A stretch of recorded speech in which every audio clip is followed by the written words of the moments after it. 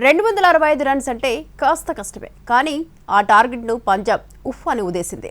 ఢిల్లీని 6 వికెట్ల తేడాతో మట్టి కరిపించి చేంజింగ్లో నయా రికార్డ్ క్రియేట్ చేసింది.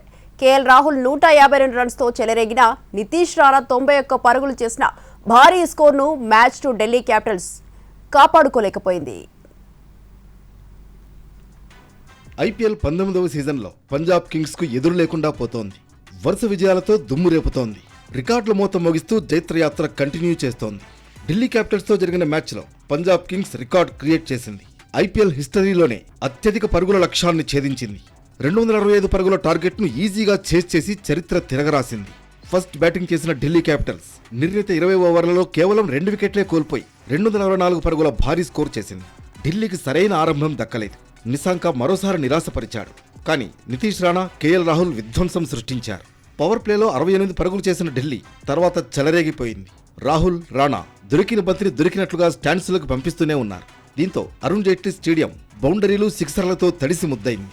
ఇద్దరు 2 వికెట్కు 95 బంతుల్లోనే 220 పరుగులు జోడించారంటే విధ్వంసం ఏ స్థాయిలో సాగిందో అర్థం చేసుకోవచ్చు.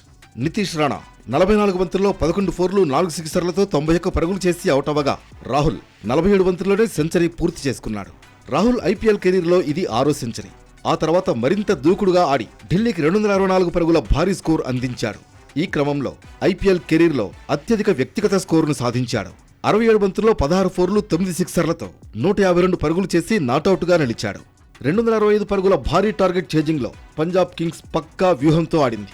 ఫ్లాట్ పిచ్ కావడంతో పవర్ ప్లేలో వీలైనన్ని ఎక్కువ రన్స్ చేయడమే లక్ష్యంగా బ్యాటింగ్ చేసింది.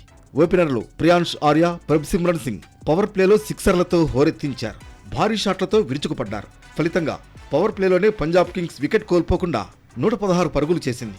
ముఖేష్ వేసిన 6 ఓవర్లో ప్రభ్సిమ్రన్ వరుసగా 6 ఫోర్లు కొట్టాడు. ఫస్ట్ వికెట్కు 126 పరుగుల పార్ట్నర్షిప్ నమోదైంది. ప్రియాంష్ ఆర్య 43 పరుగులకు అవుట్ అయ్యాడు. తర్వాత కూపర్ కనోలీ 17 పరుగులకు 26 బంతుల్లో 9 ఫోర్లు, 5 సిక్సర్లతో 76 పరుగులు చేసిన ప్రభ్సిమ్రన్ అవుట్ అయ్యారు.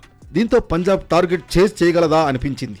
కానీ కెప్టెన్ శ్రేయస్ అయ్యర్ మరోసారి విధ్వంసం సృష్టించాడు. నెహల్ వధేరా, శశాంక్ సింగ్తో కలిసి కీలక భాగస్వామ్యాలు నెలకొల్పాడు. ఢిల్లీ బౌలర్లకు చుక్కలు చూపించాడు. శ్రేయస్ కేవలం 36 బంతుల్లోనే 3 ఫోర్లు, 7 సిక్సర్లతో 71 పరుగులతో నాటౌట్గా నిలిచాడు. శ్రేయస్ దూకుడుతో పంజాబ్ కింగ్స్ మరో 7 బంతులు మిగులుండగానే టార్గెట్ను ఛేదించింది. ఐపీఎల్ హిస్టరీలో ఇదే అతిపెద్ద టార్గెట్ ఛేజింగ్.